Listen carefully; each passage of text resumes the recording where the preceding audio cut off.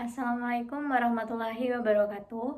Perkenalkan, saya Sisi Firafananda dengan NPM C1C0230001. Dalam kesempatan video kali ini, saya akan melanjutkan penjelasan. Bedanya itu kali ini bakal bahas bab 8 mengenai isu seputar konsolidasi. Jadi, isu seputar konsolidasi ini biasanya mengenai saham preference, terus ada dividen juga, saham entitas anak, pajak penghasilan laporan, laba per saham, dan juga laporan arus. Kemudian, mengenai saham preference entitas anaknya, di dalam laporan konsolidasi itu memiliki syarat dan juga prosedur yang harus dilalui oleh si entitas anak. Nah, ekuitas pada entitas anak ini harus dieliminasi sehingga nantinya akan sama dengan ekuitas entitas induk. Apabila entitas anak ini memiliki saham preferen terhadap kepentingan non pengendali, maka harus diakui sebagai ekuitas dan dieliminasi terhadap kepentingan non pengendali tersebut terlebih dahulu. Kemudian, saham preferen yang ada di dalam entitas anak itu harus dihitung bagian laba rugi oleh entitas induk setelah dilakukan penyesuaian untuk mengetahui dividen apabila bersifat kumulatif. Nah, kemudian apabila entitas induk ini memiliki bagian dalam saham preferen entitas anak, maka saham preferen tersebut harus dieliminasi terhadap investasi. Entitas induk itu tetap harus menghitung bagiannya setelah dilakukan penyesuaian dan juga mengakui pendapatan dividen bagian tersebut.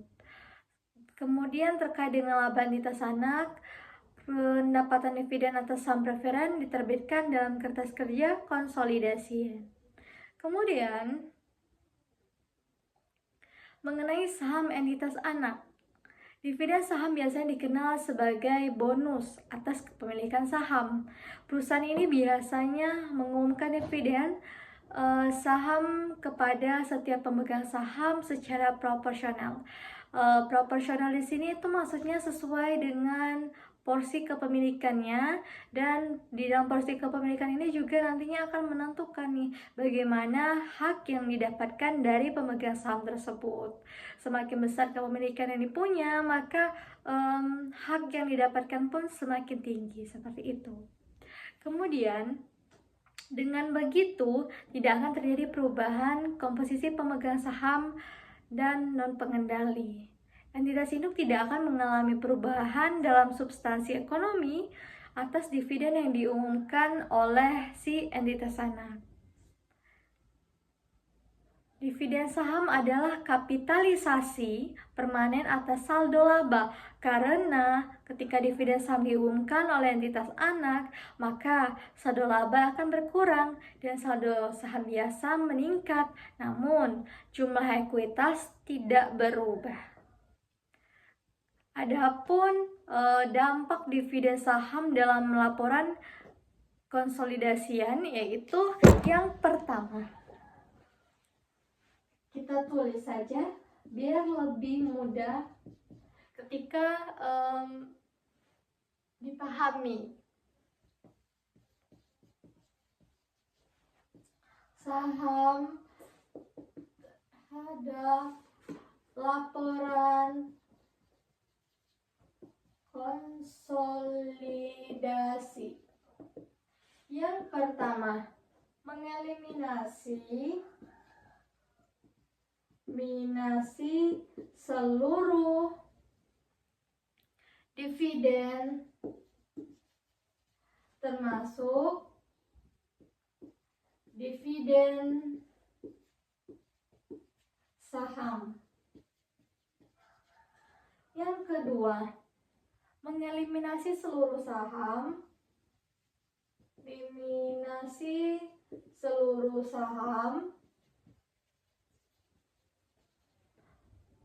dan tambahan modal disetor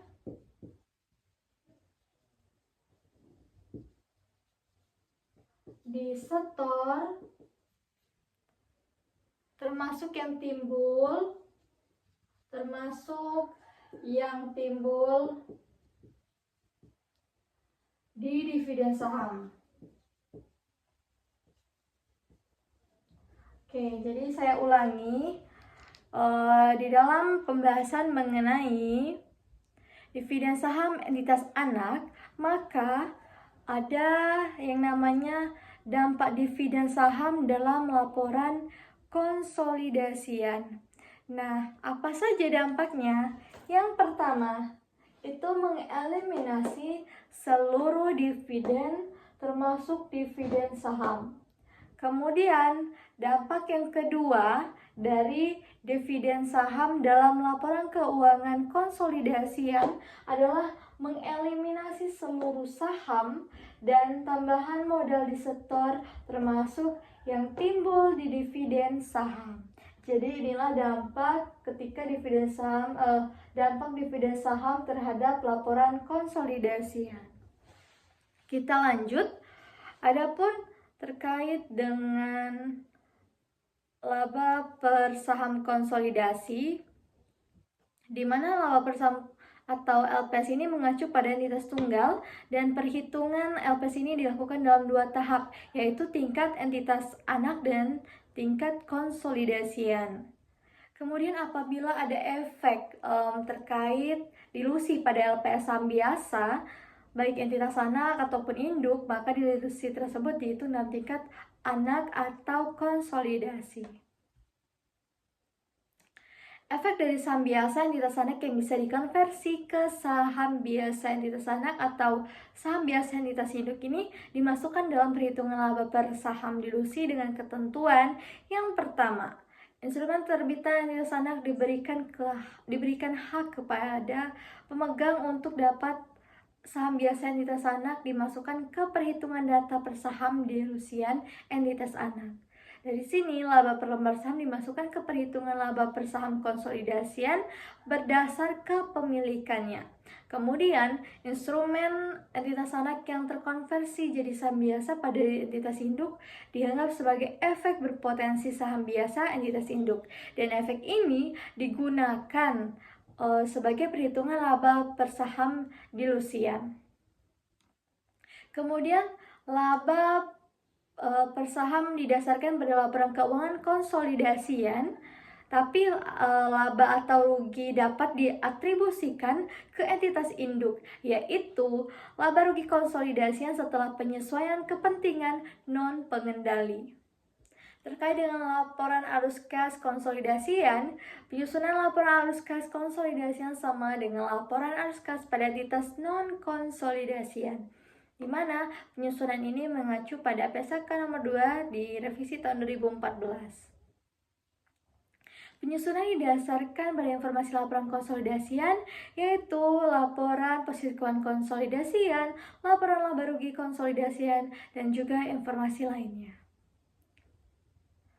Seluruh transaksi yang terjadi tidak lagi diperhitungkan karena sudah dieliminasi dalam penyusunan laporan arus konsolidasian. Kemudian kita bisa buka buku di bab 8, itu ada di halaman 275. Kita masuk ke dalam perubahan dalam bagian kepemilikan entitas induk. Di bab-bab sebelumnya kan kita telah membahas perlakuan akuntansi pada akuisisi entitas induk terhadap entitas anak, termasuk dengan penyusunan laporan keuangan konsolidasian dalam kondisi tidak terjadi perubahan porsi kepemilikan. Nah, di dalam praktiknya, bagian kepemilikan entitas induk ini dapat berubah, baik meningkat ataupun menurun.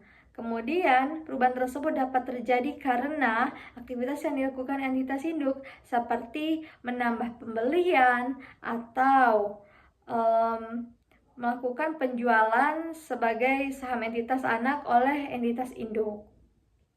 Perubahan tersebut terjadi karena aktivitas pada entitas anak seperti penerbitan saham atau pembelian saham treasury oleh entitas anak.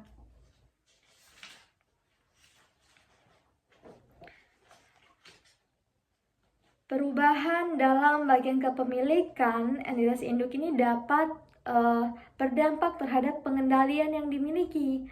Hal ini terjadi akibat entitas induk itu membeli atau menjual saham entitas anak secara signifikan.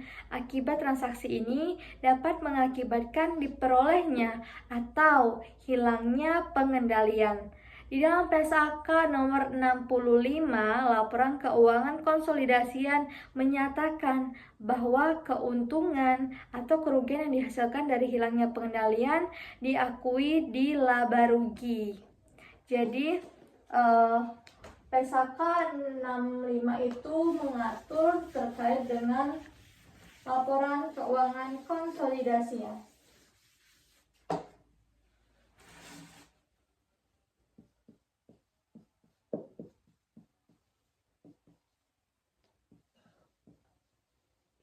Laporan keuangan konsolidasian.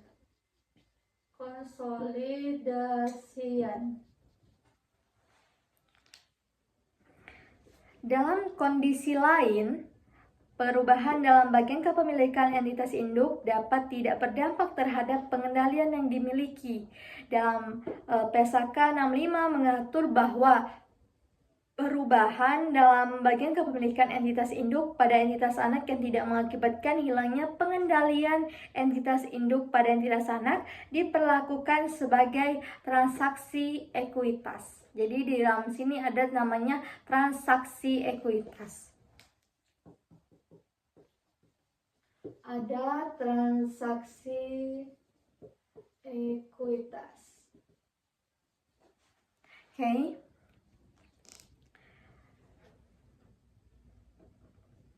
Transaksi ekuitas yang dimaksud adalah ketika transaksi dengan pemilik dalam kapasitasnya sebagai pemilik sehingga tidak ada keuntungan atau kerugian yang diakui dalam laporan laba rugi maupun penghasilan komprehensif lain, tetapi diakui langsung ke ekuitasnya.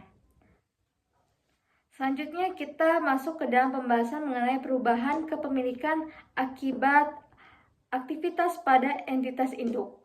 Perubahan bagian kepemilikan dapat terjadi akibat aktivitas yang dilakukan oleh entitas induk seperti membeli kepemilikan tambahan atau menjual sebagian kepemilikan kepada pihak yang lain. Kita langsung saja masuk ke pembahasan yang pertama, itu mengenai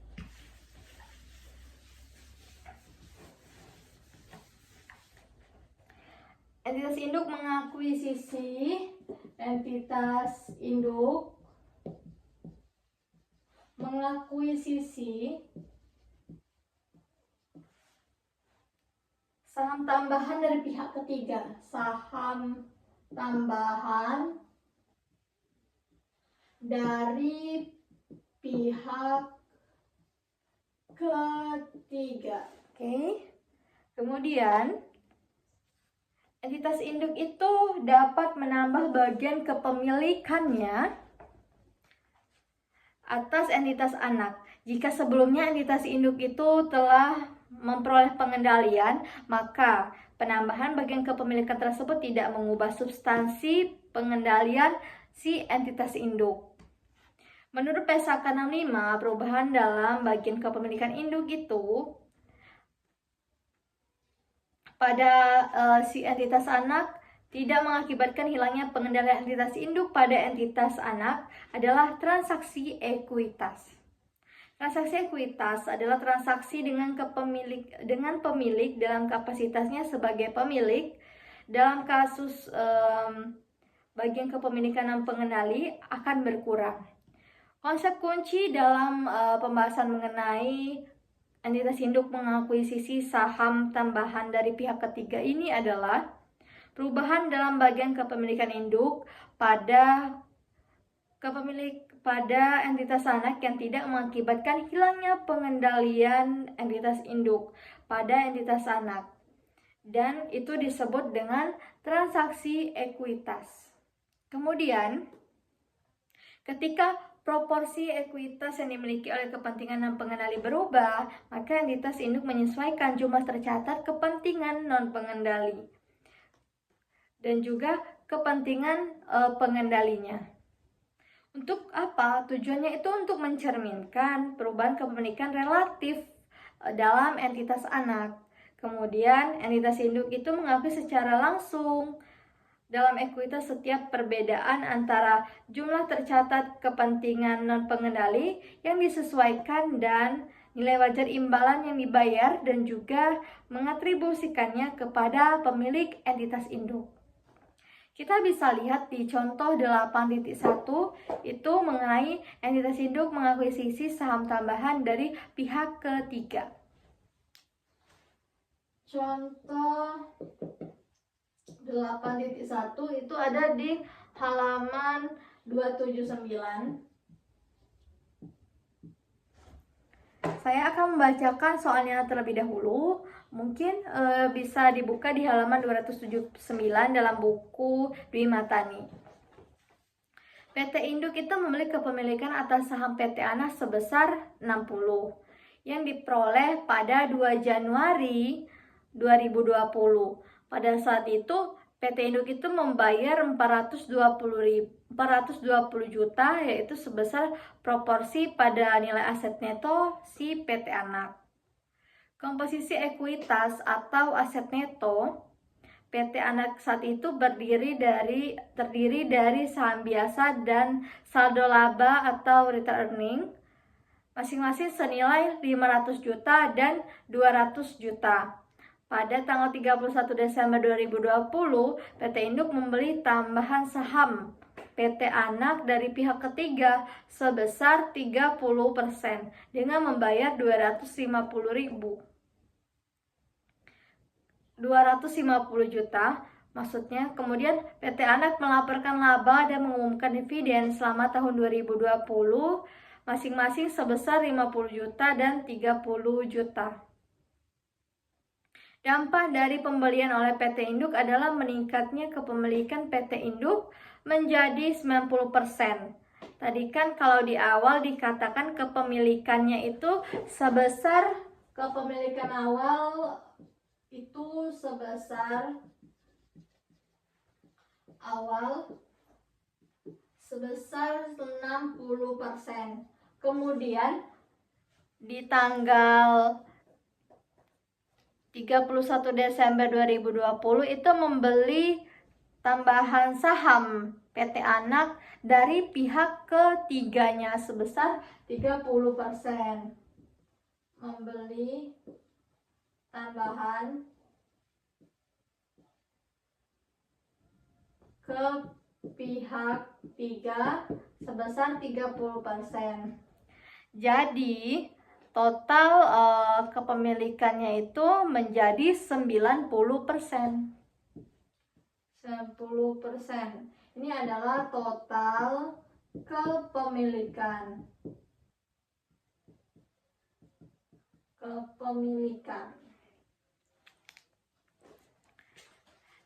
Dari sini berdampak juga terhadap turunnya kepemilikan non pengendali menjadi 10%.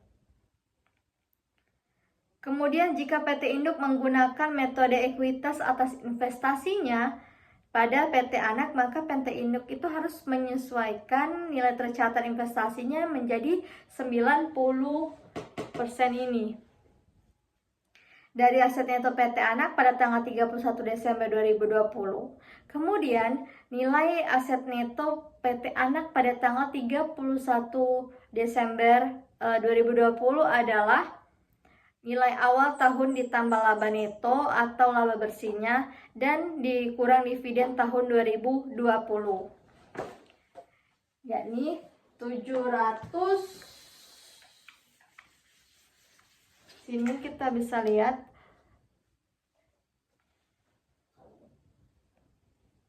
nilai awalnya itu ditambah laba neto atau laba bersih dan dikurang dividen tahun 2020, yaitu 720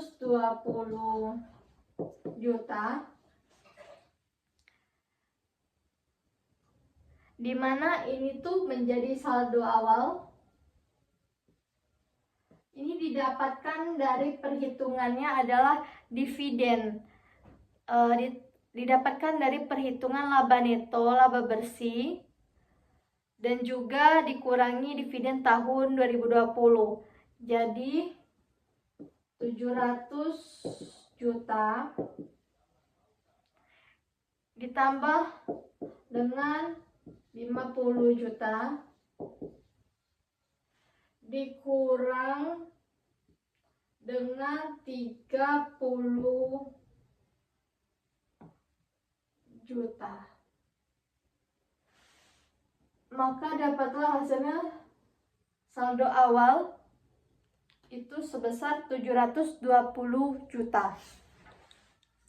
Kemudian kita lanjut untuk perhitungan lebih rincinya.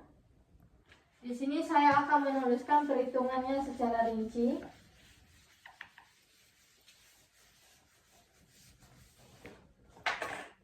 Di mana nilai aset laba neto PT Anak, ada nilai aset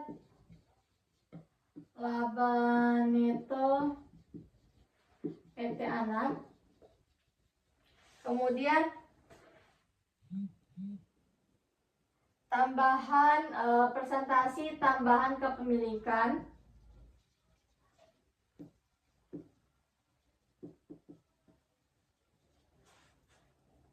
Juga ada penambahan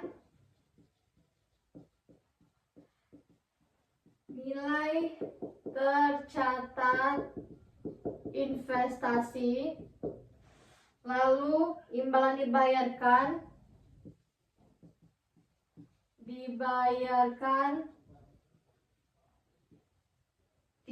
atas 30% kepemilikan.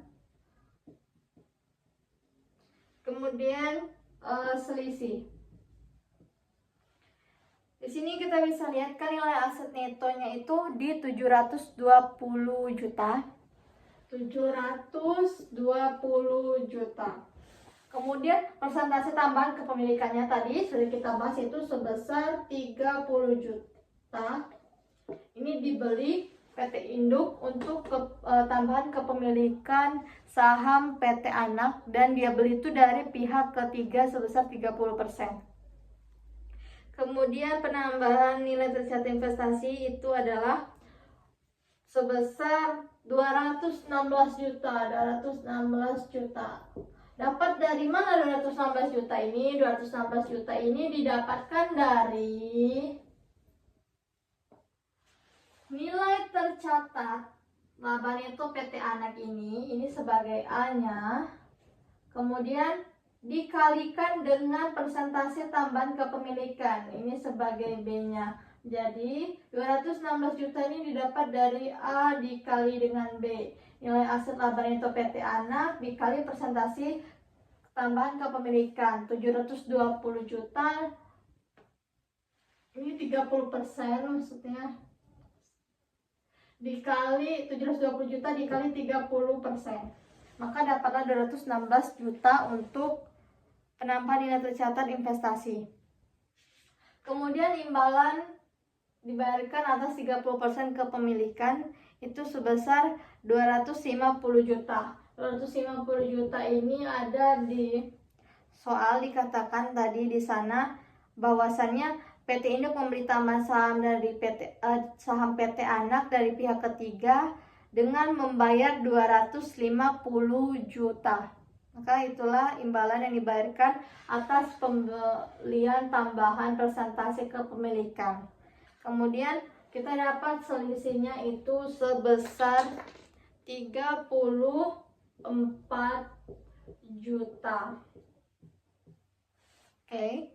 Nah, selisih 34 juta ini tidak boleh diakui sebagai kerugian pada laba rugi. Kenapa? Itu tuh pada ekuitas akan menjadi transaksi ekuitas. Kemudian jurnal yang dicatat oleh PT Induk saat pembelian itu seperti ini.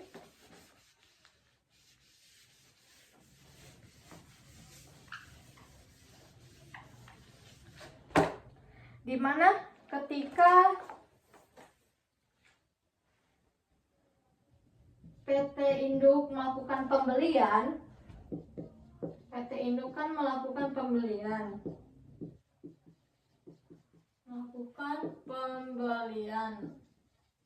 maka ia harus mencatat jurnal yang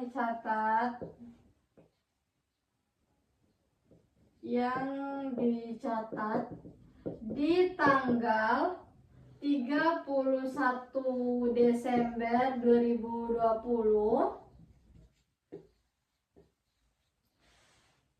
itu ada mencatat investasi tambahan,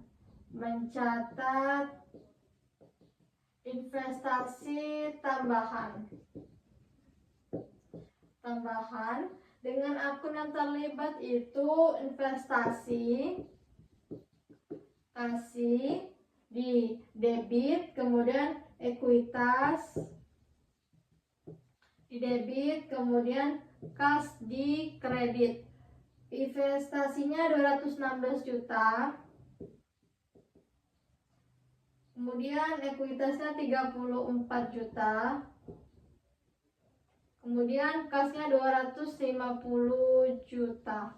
Jadi PT Induk itu melakukan pembelian. Nah, di tanggal 31 Desember 2020 ia melakukan pencatatan jurnal untuk mencatat ini investasi tambahan, di mana akun yang terlibat itu ada investasi di debit sebesar 216 juta, ekuitas di debit sebesar 34 juta, dan kas sebesar 250 juta di kredit. Kenapa investasi 216 juta? Itu setelah perhitungan yang tadi, di mana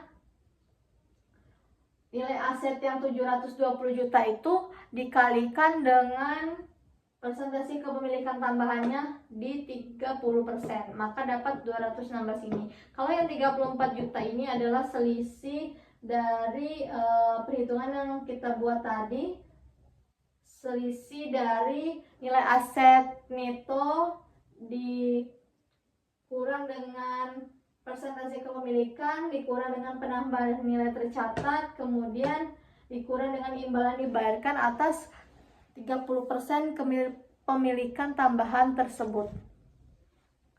Oke, selanjutnya mengenai PSAK 65. Tidak ada secara spesifik menjelaskan akun ekuitas yang dimaksud, namun prinsip umum dari selisih yang timbul dari transaksi dengan pemilik dalam kapasitasnya sebagai pemilik yang diakui di ekuitas sebagai tambahan modal setor. Nah, perlu diingat bahwa tambahan modal setor tersebut dicatat oleh PT Induk dan bukan milik PT Anak, sehingga tidak dieliminasi dalam penyusunan laporan keuangan konsolidasian. Dalam kasus yang telah disebutkan tadi, di contoh 8.1, tambahan modal yang disetor PT Induk akan berkurang, itu di debit posisinya. Kemudian jika saldo tambahan modal disetor PT Induk sebelumnya tidak cukup atau tidak ada misalnya, maka disesuaikan pada saldo laba. Nah, dalam transaksi ini tidak ada pengakuan tambahan atas goodwill serta aset dan liabilitas teridentifikasi karena tidak terdapat perubahan pada substansi pengendalian dalam penyusunan laporan keuangan konsolidasian, sehingga diperlukan perhitungan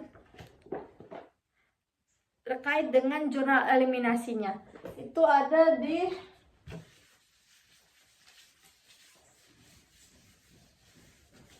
tadi kita buka tabel 8.1, itu ada perhitungan jurnal eliminasi. Nah, bisa dilihat di halaman 280. Oke. Jadi di sana ada rasio-rasio di mana untuk Saldo 2 Januari 2020 memiliki rasio 60/40. Kemudian saldo laba netonya itu di 60/40 juga, ada dividen 60/40, dan sehingga didapatkan saldo 31 Desember 2020 itu rasionya 90/10. Kemudian ada juga kolom PT Induk, kepentingan non pengendali, saham biasa, dan saldo laba. Untuk PT Induk sendiri, saldonya per 31 Desember 2020 itu sebesar 648 juta. Kemudian kepentingan non pengendali saldo per 31 Desember 2020-nya di 72 juta. Kemudian saham biasa saldo per 31 Desember 2020-nya itu sebesar 500 juta. Kemudian terkait saldo laba per 31 Desember 2020, saldonya itu 220 juta. Nah, di tabel 8.1 ini menunjukkan bahwa pada baris penambahan nilai investasi bertambah sebesar 216 juta. Sementara saham biasa dan saldo laba tidak ada perubahan. Kenapa? Karena hal ini disebabkan karena transaksi penambahan tersebut tidak menyebabkan perubahan atas saldo kedua pos tersebut pada ekuitas entitas anak. Jadi agar jumlah pada baris tersebut seimbang antara sisi kiri dan sisi kanan dari tanda sama dengan, kan ada rasio PT Induk kepentingan pengendali sama dengan saham biasa dan saldo laba. Jadi nilai kepentingan pengendali itu dikurangi sebesar 216 juta. Nilai akhir kepentingan non pengendali disesuaikan untuk mencerminkan perubahan kepemilikan relatifnya pada entitas anak menjadi 10%, sehingga menjadi 72 juta.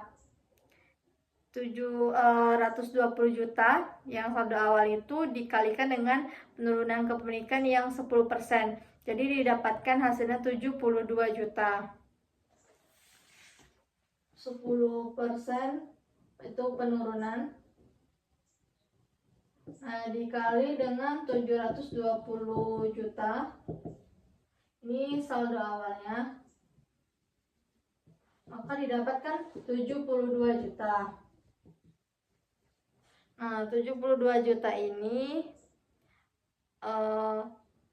nilai akhir kepemilikan non pengendalinya dengan kepemilikan relatifnya. Kemudian sama dengan penyumbang kolom kepentingan non pengendali. Pengakuan laba dan dividen PT Anak tahun 2020 masih sebesar 60% karena penambahan 30% di akhir tahun. Maka berdasarkan tabel 8.1 ada jurnal eliminasi yang diperlukan, di mana bisa dilihat di 1E.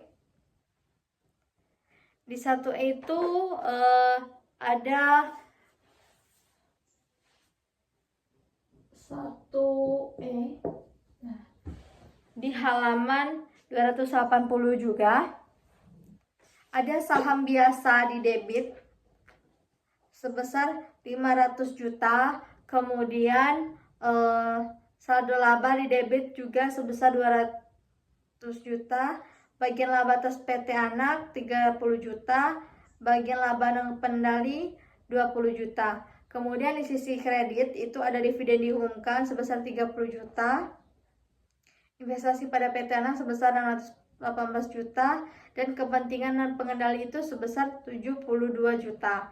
Jika penambahan kepemilikan dilakukan pada periode interim, misal 1 Juli 2020, nah maka penyesuaian terhadap nilai tercatat investasi dilakukan berdasarkan nilai ekuitas PT Anak pada tanggal 1 Juli 2020. Nilai tercatat investasi itu dilakukan berdasarkan nilai ekuitas pada tanggal 31 Desember 2020 dan akan berdiri dari pengaruh atas proporsi yang 60% untuk periode sebelum 1 Juli 2020 dan 90% pada periode sebelumnya, pada periode setelahnya.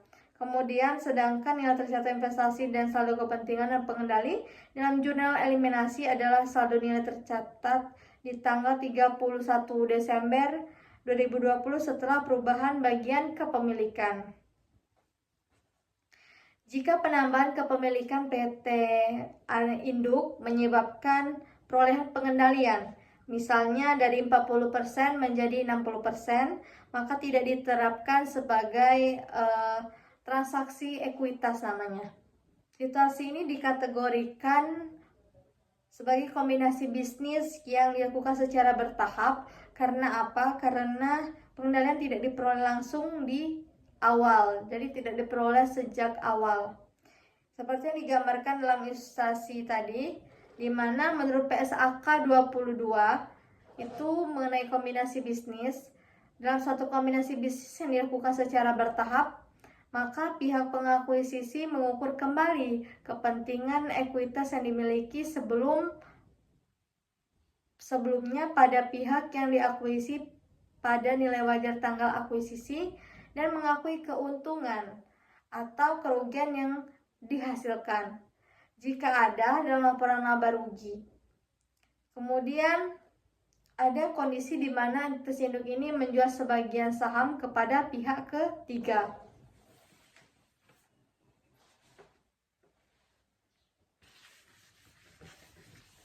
Kita lanjut ke materi berikutnya,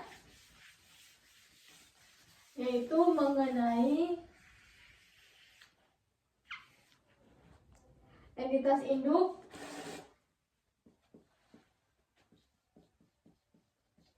menjual sebagian saham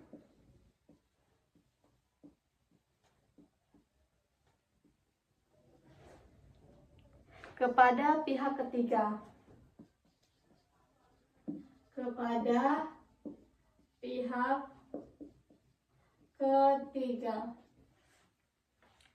Entitas induk itu juga dapat menjual sebagian kepemilikannya atas entitas anak, di mana sebelumnya entitas induk telah memperoleh pengendalian. Akibat penjualan tersebut, substansi pengendalian dapat hilang atau tetap ada. Nah, kemudian dalam situasi yang tidak hilangnya pengendalian, maka bisa dimisalkan dengan kepemilikan yang 80% menjadi 60%.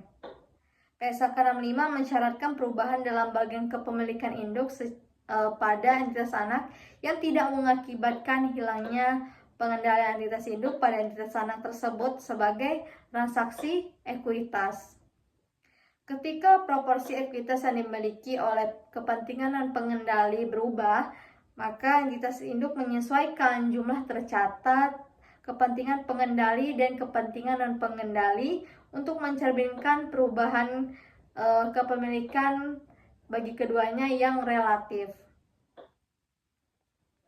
Di dalam laporan entitas anak, kemudian ekuitas induk itu secara langsung mengakui dalam entitas setiap perbedaan antara jumlah tercatat kepentingan pengendali yang disesuaikan dan nilai wajar imbalan yang diterima serta mengatribusikannya kepada pemilik entitas induk. Kemudian bisa dilihat di contoh 8.2. Di 8.2 itu ada entitas induk menjual sebagian saham kepada pihak ketiga. Contoh 8.2 itu ada di halaman 281. Saya bacakan soalnya. Di sana dikatakan PT Induk membeli saham PT Anak sebesar 80% pada 2 Januari 2020. Dan pada saat itu PT Induk itu membayar 560 juta, saat itu sebesar proporsi nilai aset neto PT Anak. Komposisi ekuitas atau aset netonya PT Anak saat itu tidak terdiri dari saham biasa dan saldo laba, dan masing-masing senilai 500 juta dan juga 200 juta. Jadi PT Anak itu punya saham biasa 500 juta, kemudian saldo labanya 200 juta. Saham biasa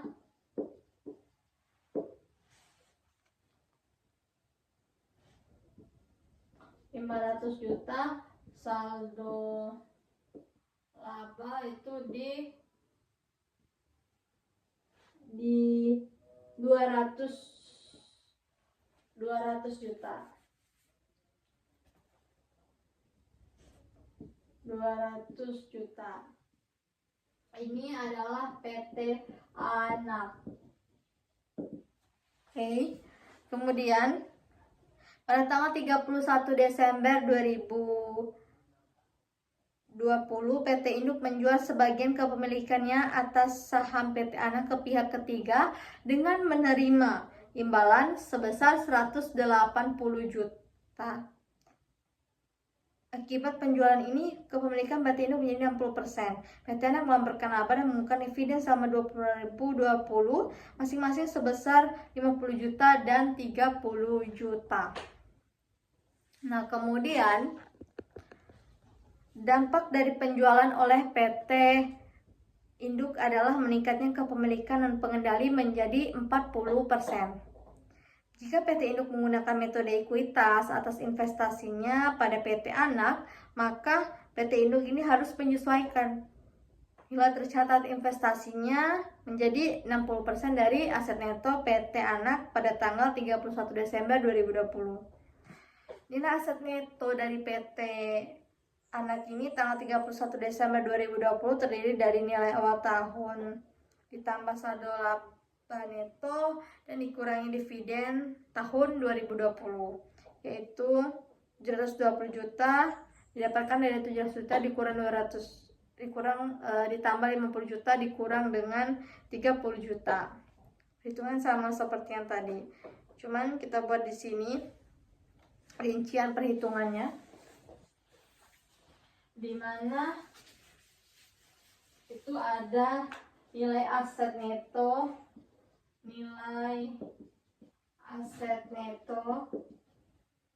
PT Anak, kemudian persentase penjualan, kepemilikan, penurunan nilai tercatat, kemudian imbalan diterima sama selisih. Nilai aset tetap PT Anak tadi kan 720 juta. Kemudian persentase kepemilikannya kan di 20%. Terus penurunan nilai tercatat itu didapat dari 720 juta dikali 20% itu di 144 juta. Kemudian imbalan diterima itu 20% kepemilikan. 20% kepemilikan. Jadi itu ada di 160 juta. Maka kita dapat selisihnya ini di sini di 16 juta. Oke. Selanjutnya kita masuk terkait dengan hasil dari perhitungan di atas ini. Di pembahasan kita itu dapat dilakukan jika akuisisi PT Induk saat awal itu 80% tidak menghasilkan diferensial, sehingga nilai tercatat investasi yang dilepas bisa mengacu kepada nilai aset neto atau aset bersih PT Anak tanggal 31 Desember 2020. Namun jika akuisisi awal menghasilkan diferensial, maka nilai tercatat investasi PT Induk tidak sama dengan 80% nilai aset neto PT Anak, sehingga perhitungan proporsi investasi yang dilepas mengacu kepada nilai tercatat investasi PT Induk. Nah, jika perhitungan di atas ini mengacu kepada nilai tercatat investasi PT Induk, maka harus dihitung nilai tercatat investasi per 31 Desember 2020 sebelum melakukan penjualan. yaitu 560 juta ditambah 80%. Kemudian 80% ini dari 50 juta dikurang dengan 30 juta. Maka dapatlah hasilnya 576 juta. Kemudian bisa dilihat di tabel 8.2 terkait dengan perhitungan jurnal eliminasi. Untuk rumus dan caranya itu juga masih sama seperti yang contoh 8.1. Kemudian kita bisa lihat di sini ada perubahan kepemilikan akibat aktivitas pada entitas anak. Perubahan kepemilikan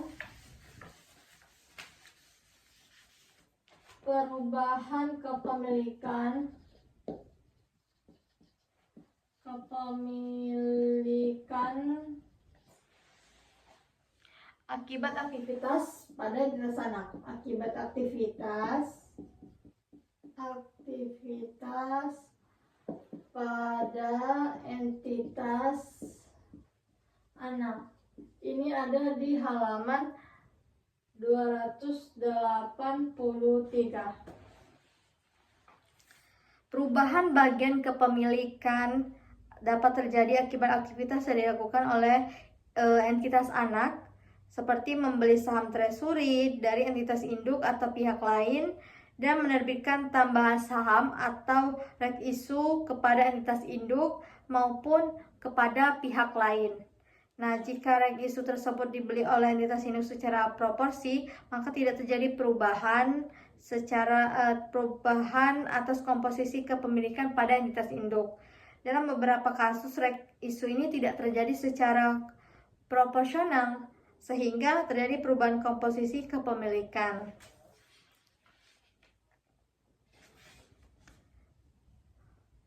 Kemudian kita bisa buka contoh, itu ada di contoh 8.3.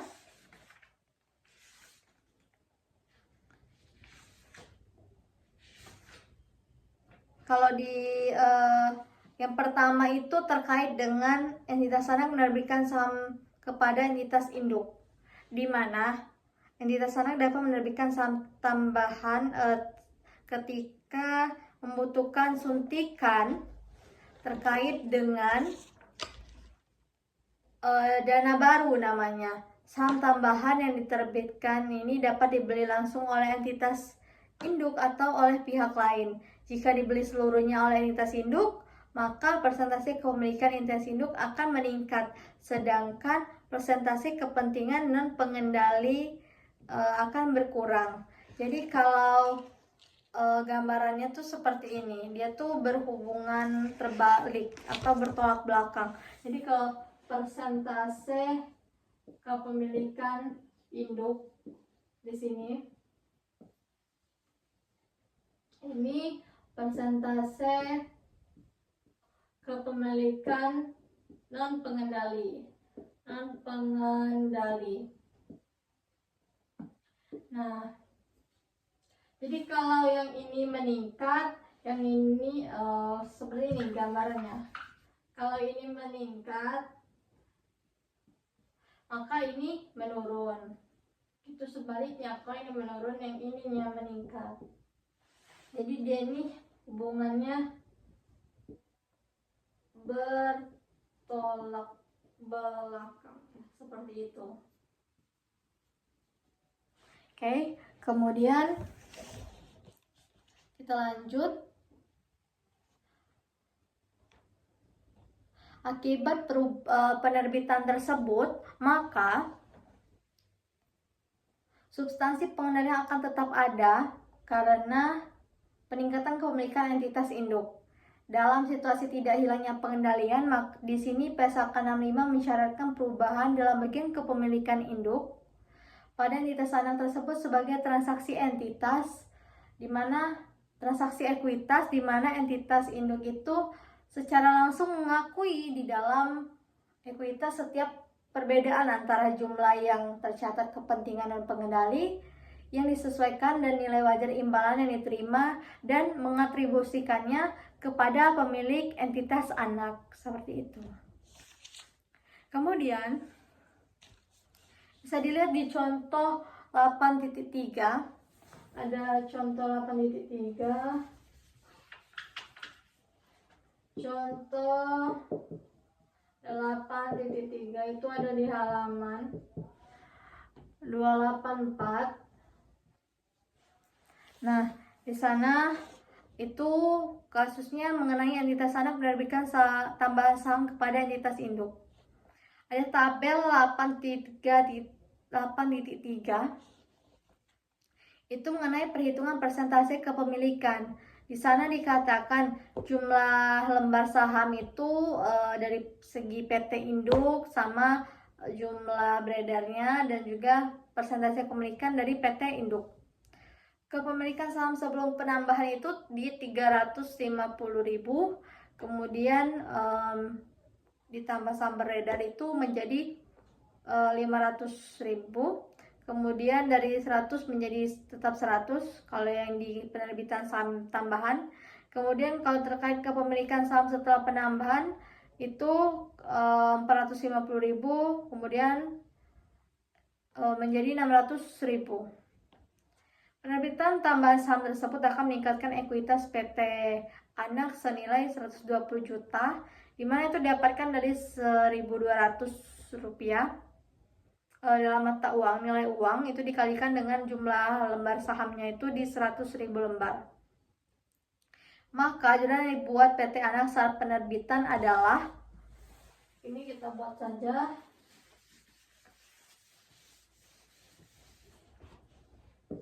jurnal yang dibuat PT anak saat penerbitan itu ada di 31 Desember 2020. Itu akun yang terlibat itu ada kas di debit, kemudian saham biasa di kredit, kemudian tambahan modal disetor.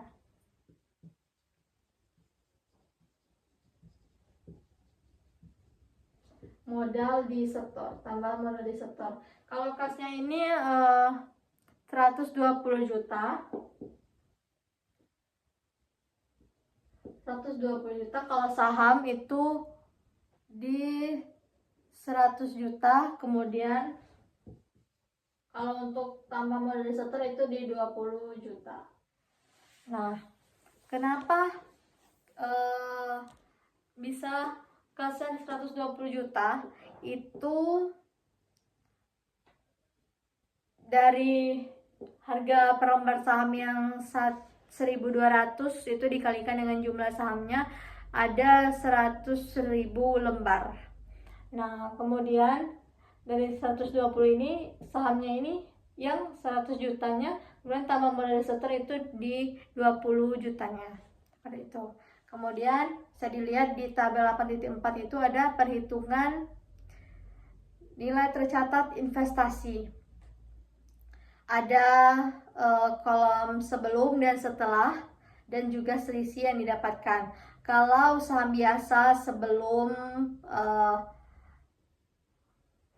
penyesuaian itu di 500 juta, kemudian setelah penyesuaian itu di 600 juta. Kemudian tambahan modal disetor untuk yang sebelum itu tidak ada.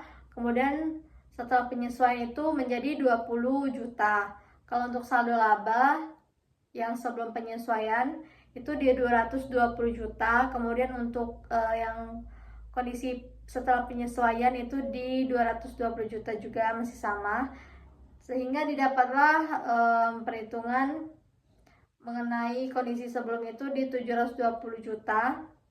Totalnya itu ada di 70% kepemilikan. Kemudian kalau yang setelah itu mencapai 840 juta dengan kepemilikan 75%. Kalau nilai tercatat investasi di sebelum penyesuaian itu di 504 juta.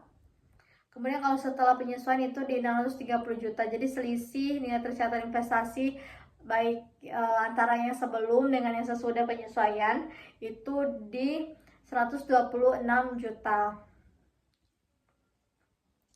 Kemudian dalam penyusunan laporan keuangan konsolidasian diperlukan perhitungan yang bisa dilihat di tabel 8.5 itu ada perhitungan jurnal eliminasi.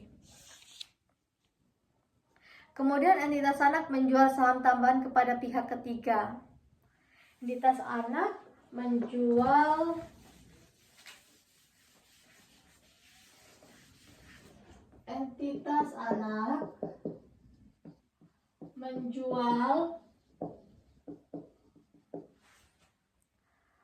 saham tambahan kepada pihak ketiga. Saham tambahan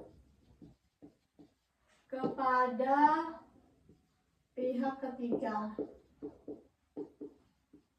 Pihak ketiga itu ada di halaman 286. Oke, jadi saya bacakan saja. Selain kepada entitas induk, entitas anak juga dapat menerbitkan tambahan saham kepada pihak ketiga. Nah, kondisi ini terjadi jika entitas induk itu tidak berminat membeli saham tambahan sesuai proporsi yang menjadi haknya gitu. Sedangkan persentase itu untuk non pengendali akan naik kalau jika dibeli seluruhnya oleh pihak ketiga. Nah, persentase kepemilikan entitas induk itu turun, sedangkan persentase kepemilikan non pengendali naik. Akibat penerbitan tersebut, substansi pengendalian entitas induk bisa hilang atau tetap ada karena penurunan kepemilikan entitas induk. Dalam situasi tidak hilangnya pengendalian, Desakan 65 itu mensyaratkan perubahan dalam bagian kepemilikan induk pada entitas anak tersebut sebagai transaksi ekuitas. Kemudian entitas ini secara langsung mengakui dalam ekuitas setiap perbedaan antara jumlah tercatat kepentingan dan pengendalian disesuaikan dan nilai wajar imbalan yang diterima serta mengatribusikannya kepada pemilik entitas induk. Bagian ini hanya membahas jika pengendalian itu tidak hilang. Jadi poinnya bagian ini hanya membahas jika pengendalian tidak hilang.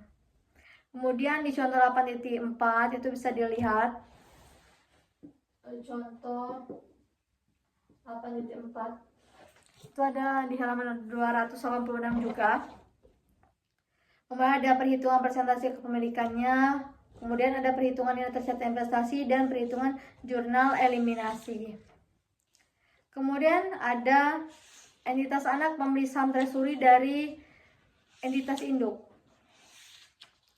Entitas anak membeli saham treasury dari entitas induk. Oke. Membeli saham treasury. Anak membeli saham treasury dari entitas induk.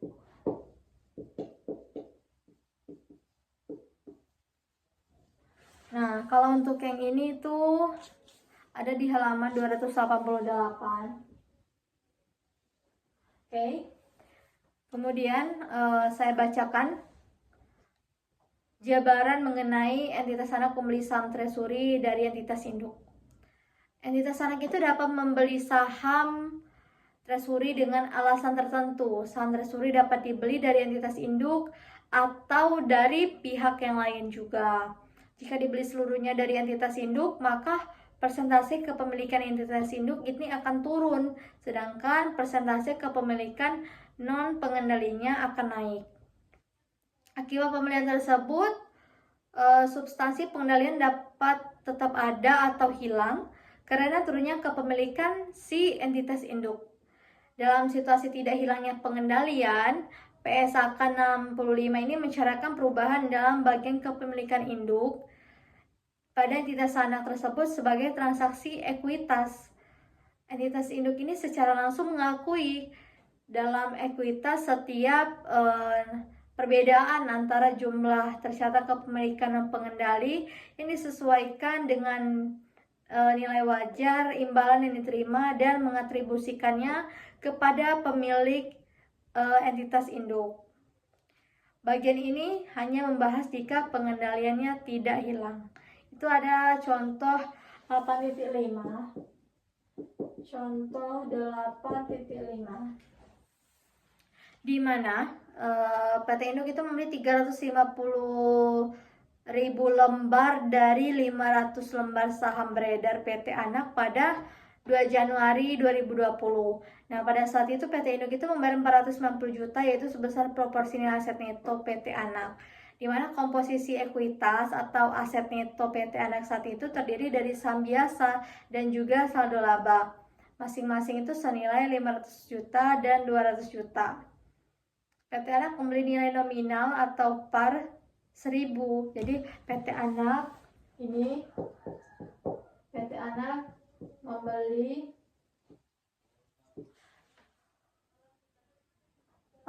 nilai nominal par. Memiliki nilai nominal par itu nilai nominal par Rp 1.000 rupiah. Nah, kemudian pada tanggal 31 Desember 2020 PT Anak membeli saham treasury 100.000 lembar saham dari PT Induk seharga 1.200 per lembarnya. PT Anak ini melaporkan laba dan juga mengumumkan dividen selama tahun 2020. Kemudian masing-masing itu sebesar 50 juta dan 30 juta. Maka dampak dari pembelian saham treasury adalah menurunnya kepemilikan PT Induk menjadi 62,5%. Menjadi 62,5%, di mana 250.000 lembar itu dibagi dengan 400.000 lembar, dan perhitungannya itu ada di tabel 8.9.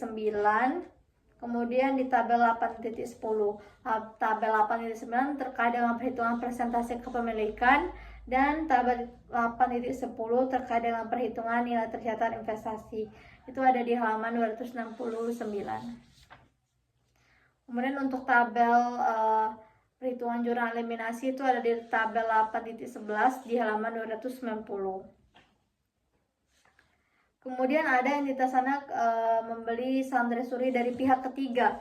Entitas anak membeli saham treasury dari pihak ketiga. Dari pihak ketiga. Oke. Saya bacakan jabaran informasi mengenai hal ini. Saham treasury itu juga dapat dibeli dari pihak ketiga jika dibeli seluruhnya dari pihak ketiga. Maka persentase kepemilikan entitas induk ini akan naik, sedangkan persentase kepentingan pengendali akan turun. Akibatnya pembelian tersebut substansi pengendalian tetap karena meningkatnya kepemilikan entitas induk. Nah, di mana dalam situasi tidak hilangnya pengendalian, PSAK 65 ini mensyaratkan perubahan dalam bagian kepemilikan induk pada entitas anak tersebut sebagai transaksi ekuitas. Untuk entitas induk secara langsung ini mengakui dalam ekuitas setiap perbedaan antara jumlah tercatat kepentingan dan pengendali yang disesuaikan dan nilai wajar imbalan yang diterima, dan mengatribusikannya kepada pemilik entitas induk. Itu ada di contoh 8.6. Contoh 8.6. Oke. Ini ada di halaman 291. 291, oke. Nah, kemudian di sana dikatakan PT Induk itu membeli 350.000 lembar dari 500 lembar saham beredar PT Anak pada tanggal 2 Januari 2020. Nah, pada saat itu PT Induk ini membayar 560 juta dari sebesar proporsi nilai aset neto PT Anak. Komposisi ekuitas atau aset neto PT Anak saat itu terdiri dari saham biasa dan saldo laba masing-masing senilai 500 juta dan senilai 500 juta dan 200 juta. Saham PT Anak memiliki nominal par itu 1.000 pada tanggal 31 Desember 2020. PT Anak membeli 100.000 lembar saham treasury dari pihak ketiga seharga 1.200. 1.200 ini harga per lembarnya. Kemudian PT Anak melaporkan laba dan mengumumkan dividen selama tahun 2020 masing-masing sebesar 50 juta dan 30 juta.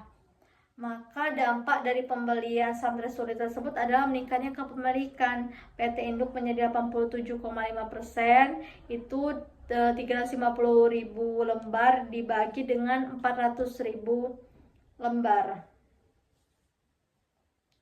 Kemudian untuk persentase kepemilikan bisa dilihat di tabel 8.12. Kalau mengenai nilai tersirat investasi ada di tabel 8.13. Kemudian kalau di perhitungan jurnal eliminasi ada di tabel 8.14. Kemudian kita masuk pada akuisisi pada periode interim. Akuisisi pada periode interim. Akuisisi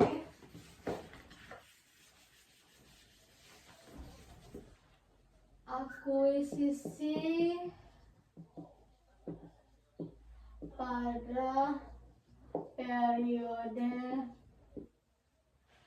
interim. Oke. Ini ada di halaman 293. Halaman 293. Oke. Kalau di bab-bab sebelumnya itu kan akuisisi saham yang dilakukan oleh entitas induk itu dilakukan di awal atau akhir tahun. Nah, hal tersebut bertujuan untuk mempermudah pemahaman awal kita. Dalam praktiknya, akuisisi saham dapat terjadi kapanpun sebenarnya sepanjang tahun atau periode interim tersebut. Nah, karena akuisisi adalah keputusan strategik perusahaan, maka dapat terjadi setiap saat seperti pada ilustrasi atau soal-soal yang telah dikerjakan di bab-bab sebelumnya, seperti itu. Nah, kemudian kalau mengenai akuisisi pada periode interim ini, kita akan melakukan pembahasan lebih lanjut mengenai akuisisi yang dilakukan pada periode interim. Yang pertama itu perlakuan akuntansi. Ada perlakuan akuntansinya. Perlakuan akuntansi mengenai akuisisi pada periode interim, di mana akuisisi oleh entitas induk atas entitas anak yang terjadi pada periode interim itu memiliki dampak terhadap penyusunan laporan keuangan konsolidasian. Kemudian berdasarkan 65 itu menyatakan bahwa entitas anak bahwa entitas induk memasukkan penghasilan dan beban entitas anak itu di dalam laporan keuangan konsolidasian mulai dari periode diperolehnya pengendalian sampai dengan tanggal ketika entitas kehilangan pengendalian atas entitas anak, seperti itu.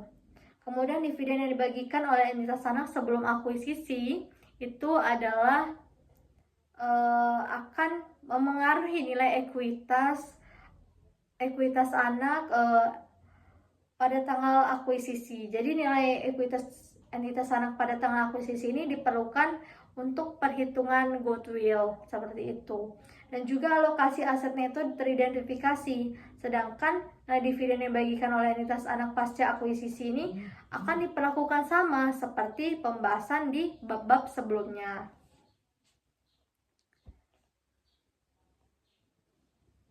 Jadi kalau di tanggal akuisisi itu,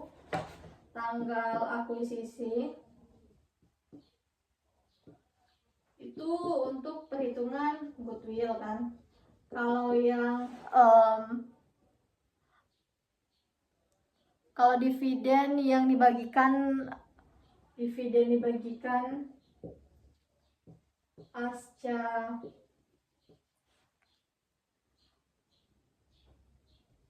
akuisisi, bagikan pasca akuisisi itu sama dengan bab sebelumnya.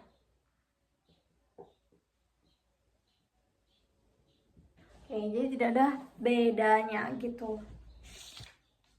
Kemudian ini ada di contoh 8.7, di mana di sana dikatakan PT Induk mengakuisisi 80% kepemilikan atas saham PT Anak pada tanggal 1 April 2020 senilai 600 juta berdasarkan laporan keuangan keuangan PT Anak per 31 Desember 2014. Komposisi ekuitas terdiri dari saham biasa dan saldo laba, masing-masing 500 juta dan 200 juta. Hasil operasi dan dividen yang dibagikan oleh PT Anak selama tahun 2020 adalah kalau pendapatan 1 Januari sampai dengan 31 Desember itu ada di 35 juta. Kalau 1 April sampai 31 Desember itu 90 juta. Kalau beban di 1 Januari sampai 31 Desember ada 20 juta. Dan ini menjadi pengurang untuk bisa mendapatkan laba. Jadi laba itu didapatkan dari pendapatan dikurang beban. Kemudian beban di 1 April sampai 31 Desember itu di 55 juta. Jadi laba di 1 April sampai 31 Desember itu 35 juta. 90 juta dikurang 55 juta. Kemudian kalau dividen di 1 Januari sampai 31 Maret itu di 10 juta. Kemudian kalau di periode 1 April sampai 31 Desember, dividennya itu sebesar 20 juta. Jadi bisa dilihat di tahun 2020 dividennya itu sebesar 30 juta. Pada saat akuisisi, seluruhnya tercatat aset dan liabilitas PT Anak sama dengan nilai wajar kecuali mesin yang nilai wajarnya lebih tinggi dari 10 juta tersebut. Mesin memiliki sisa umur ekonomis selama 5 tahun. Nah, nilai wajar kepentingan dan pengendali saat akuisisi adalah 150 juta. Jika akuisisi dilakukan pada tanggal 1 April 2020 atau periode interim, maka perhitungan goodwill juga dilakukan berdasarkan nilai ekuitas tanggal akuisisi, yaitu 1 April 2020. Untuk perlu dihitung nilai ekuitas Anak tanggal 1 April 2020, yaitu kita buat seperti ini.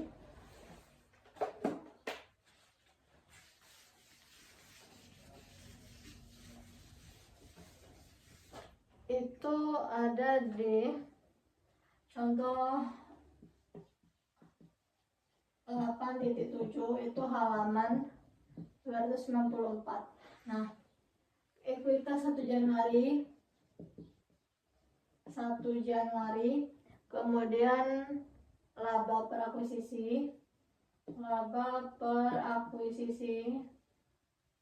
kemudian ada dividen per akuisisi,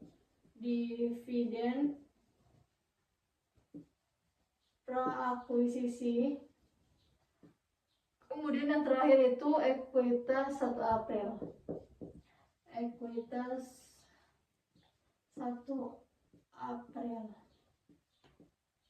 Nah, ekuitas 1 Januarinya itu di 700 juta,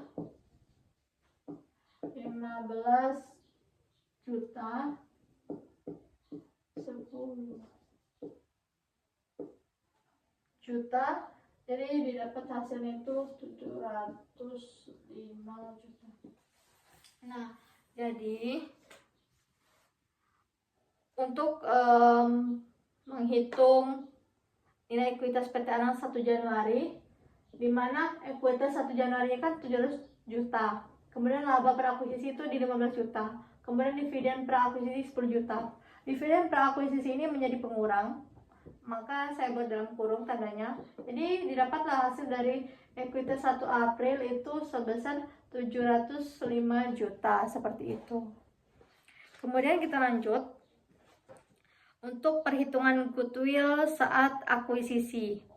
Jadi biaya perolehan itu ditambah nilai wajar kepentingan dan pengendali itu di 700, saya diktekan saja mungkin ya, di 750 juta.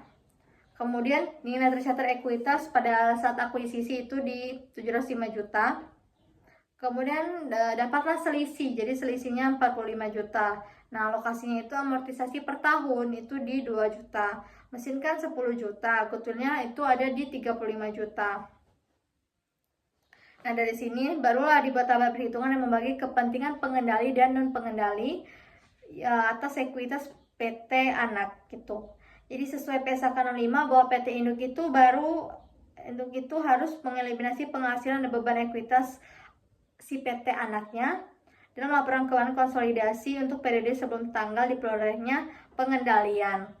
Prosedur ini diperlukan karena prosedur konsolidasi itu menggunakan laporan keuangan entitas anak yang mencakup periode 1 tahun secara penuh, yang dimana di dalamnya terdapat hasil operasi sebelum akuisisi. Kemudian kita bisa lihat di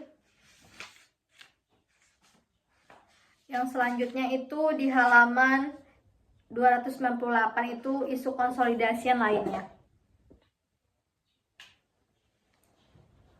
Isu konsolidasian lainnya, oke, ini saya hapus dulu.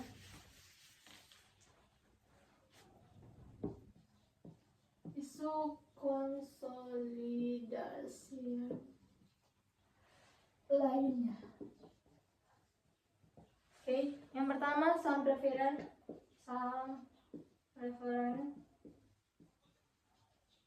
entitas anak. Yang kedua itu ada dividen saham entitas anak, dividen saham entitas anak.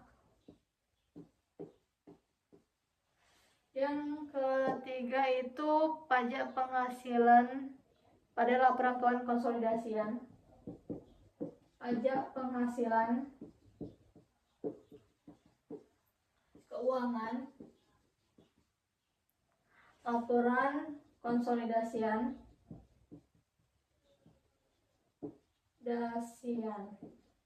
kemudian laba persaham konsolidasi, persaham konsolidasian,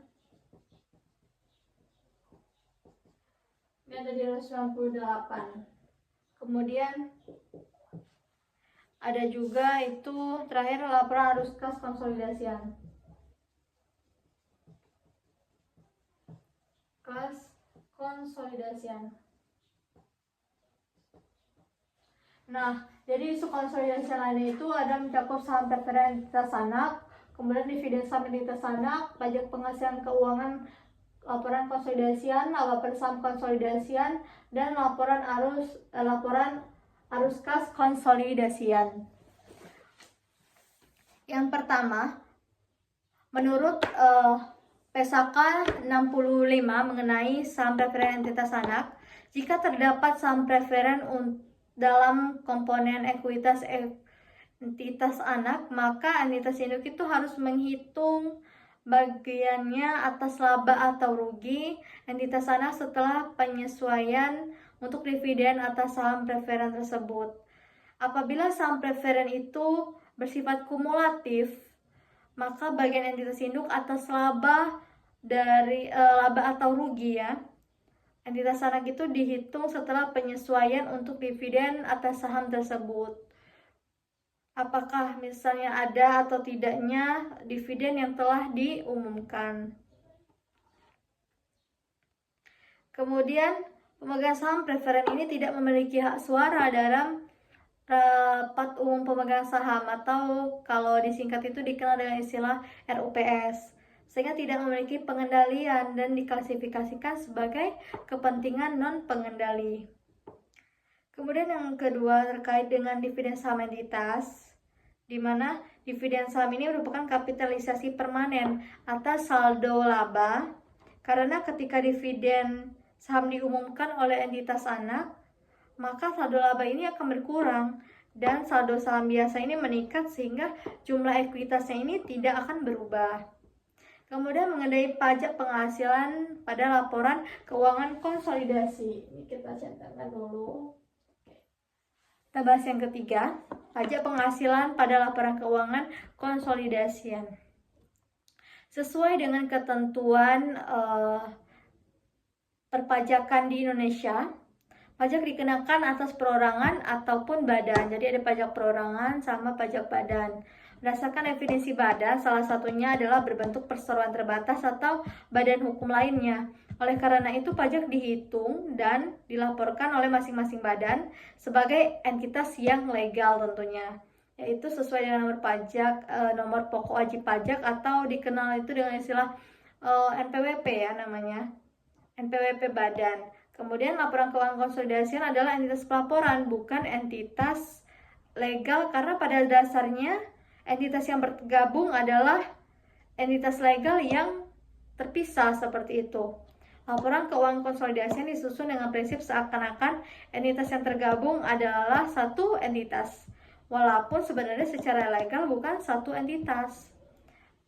Kemudian diatur dalam PSAK 46 mengatakan bahwa pajak penghasilan lebih baik mengatur perlakuan akuntansi atas pajak penghasilan untuk entitas tunggal dan sedikit mengatur terkait entitas konsolidasi. Misalnya entitas ini mengakui pajak tangguhan untuk semua perbedaan kontemporer terkait dengan investasi pada entitas anak.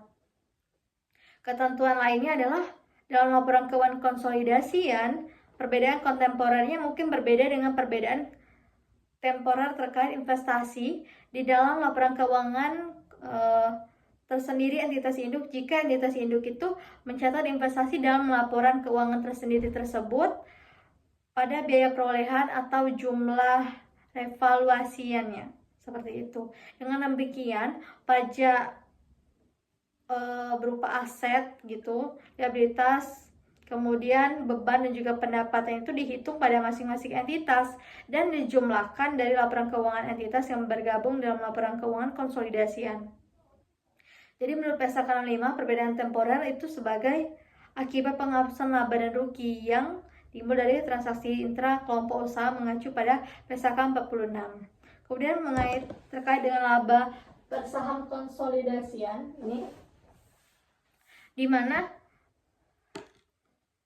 berdasarkan PSAK 56, laba bersaham itu masih mengacu pada prinsip-prinsip perhitungan LPS untuk entitas tunggal. Nah, perbedaan utama adalah dalam perhitungan LPS, konsolidasi yang dilakukan dalam 2 tahap seperti itu. Kemudian itu ada di tingkat entitas anak dan dilanjutkan pada tingkat konsolidasian. Nah, jika terdapat efek baik pada entitas anak ataupun entitas induk yang memiliki efek dilusi, maka LPS dilusi itu dihitung pada tingkat entitas anak ataupun konsolidasiannya. Kemudian yang terakhir itu laporan arus kas konsolidasian. Nah, di mana dalam laporan arus kas konsolidasian ini mengacu kepada PSAK nomor 2. Kemudian laporan arus kas konsolidasian ini disusun berdasarkan informasi pada laporan keuangan konsolidasian, yaitu laporan posisi keuangan konsolidasian, laporan laba rugi konsolidasian, dan informasi lainnya. Kemudian ada apendiksi A, kemudian sama ada yang terakhir itu di apendiksi B. Ada apendiksi A sama apendiksi B.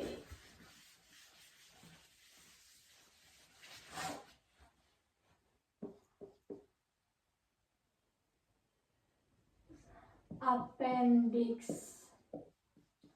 A, Appendix B. Apa bedanya?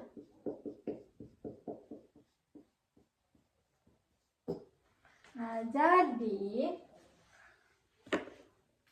kalau Appendix A itu perubahan dalam bagian kepemilikan entitas induk yang menyebabkan perolehan pengendalian. Sedangkan kalau yang Appendix B itu perubahan dalam bagian kepemilikan entitas induk yang menyebabkan hilangnya nilai pengendalian. Jadi ini kalau yang A itu perolehan pengendalian. Kalau yang Appendix B itu hilangnya pengendalian. Hilangnya pengendalian. Oke. Kita bahas satu-satu mengenai yang pertama itu Appendix A. Jadi, penambahan kepemilikan dari tanpa pengaruh menjadi pengendalian. Entitas induk itu dapat memperoleh pengendalian dari entitas anak melalui beberapa tahap. Misalnya, pada tahap awal, investor atau entitas induk itu mengakuisisi saham entitas anak pada jurnal yang tidak signifikan. Misalnya, 15%, sehingga si investor itu atau entitas induk itu belum memiliki pengaruh atas investi atau entitas anak. Pada tahap berikutnya, investor entitas induk itu mengakuisisi tambahan saham investi atau entitas anak sehingga kepemilikannya itu menjadi signifikan, bahkan mayoritas, misalnya 60%. Penambahan kepemilikan seperti ini disertai dengan perolehan pengendalian namanya. Kemudian perlakuan akuntansinya, menurut PSAK 22, jika dalam satu kombinasi yang bisnis yang dilakukan secara bertahap, pihak pengakuisisi mengikut kembali kepentingan ekuitas yang dimiliki sebelumnya pada pihak yang diakuisisi pada nilai wajar tanggal akuisisi dan mengakuisisi keuntungan atau kerugian yang dihasilkan jika ada dalam laporan laba rugi, dan jika investasi sebelumnya dicatat pada nilai wajar dan perubahan nilai wajar diakui sebagai penghasilan komprehensif lain, maka klasifikasi nilai wajar dan perubahan klasifikasi nilai wajar melalui penghasilan komprehensif lain. Kemudian dalam PSAK 71 itu terkait dengan instrumen keuangan, penghasilan komprehensif lain yang berasal dari investasi pada instrumen ekuitas tidak direklasifikasikan ke laba rugi, melainkan ke saldo laba. Kemudian untuk appendix B, perubahan dalam bagian kepemilikan entitas induk yang menyebabkan hilangnya pengendalian. Artinya berkurangnya kepemilikan dari pengendalian menjadi tanpa pengaruh, seperti itu. Entitas induk dapat kehilangan pengendalian dari entitas anak melalui beberapa sebab. Salah satunya adalah penjualan sebagian kepemilikannya atas entitas induk. Misalnya, tadi itu kan awalnya ada 85% menjadi 20%. Karena si investor atau entitas induk ini menjual sebagian sahamnya atas investi atau dikenal dengan istilah entitas anak, sehingga pengendaliannya ini menjadi turun dari yang 85% menjadi 20%. Kemudian kalau untuk perlakuan akuntansinya, jika penjualan atas kepemilikan PT induk ini menyebabkan hilangnya pengendalian, maka tidak diterapkan sebagai transaksi ekuitas, karena menurut PSAK 65, jika entitas induk kehilangan pengendalian atas entitas anak, maka entitas anak menghentikan pengakuan aset termasuk setiap goodwill dan liabilitas entitas anak pada jumlah tercatatnya ketika pengendalian hilang, dan mengakui setiap sisa investasi pada entitas anak terdahulu pada nilai wajarnya pada hilangnya pengendalian. Kemudian berkurangnya kepemilikan dari pengendalian menjadi pengaruh signifikan. Jika pengendalian entitas induk itu hilang, maka masih memiliki pengaruh signifikan atas entitas anak. Perlakuan akuntansinya sama dengan pembahasan yang sebelumnya ketika entitas induk itu sudah tidak memiliki pengaruh signifikan. Jadi entitas induk itu mengakui setiap nilai sisa investasi pada entitas anak terdahulu pada nilai wajarnya pada tanggal hilangnya pengendalian. Menurut PSAK 15 itu investasi pada entitas asosiasi dan fitura bersama karena masih memiliki pengaruh signifikan atas investasi anak sebagai investinya. Mungkin itu saja yang dapat saya sampaikan. Saya akhiri. Mohon maaf atas segala kekurangan dalam penjelasan saya. Wabillahi taufiq wal hidayah. Wassalamualaikum warahmatullahi wabarakatuh.